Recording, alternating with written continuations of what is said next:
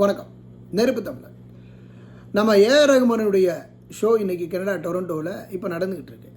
நேற்று நம்ம தம்பி ஒருத்தர் கூப்பிட்டாப்புல, ஆனால் வாங்கினா ஏஆர் ரகுமான் கன்சர்ட் ஷோவுக்கு போகும் நாளைக்கு அப்படின்னு. என்கிட்ட டிக்கெட் இருக்குது அப்படின்னு. நான் சொன்னேன், இல்லைங்க அதெல்லாம் எனக்கு எந்த ஐடியாவும் இல்லை அப்படின்னு. ஆனால் வாங்கினா நான் துபாயில் பார்த்தேன், ஷோ ரொம்ப அற்புதமாக இருந்துச்சு அப்படின்னாரு. ஏன் நீங்கள் ஏஆர் ரகுமான் பாட்டு கேட்டதே இல்லையா அப்படின்னு. இல்லைண்ணா, ஷோ உண்மையில் ரொம்ப பிரமிப்பாக பண்ணுவார் அப்படின்னாங்க.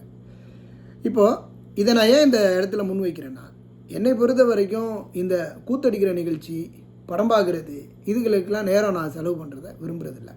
தெருவில் உட்காந்து பிச்சை எடுத்தாலும் எடுப்பனே தவிர, இந்த கூத்தடிக்கிறவனுங்களை போய் பார்க்குறது, அவனுங்களுக்காக நேரத்தை ஒதுக்குறது, இதையெல்லாம் நாம் வாழ்க்கையில் செய்யக்கூடிய ஒரு மிகப்பெரிய ஒரு பாவம் தான்.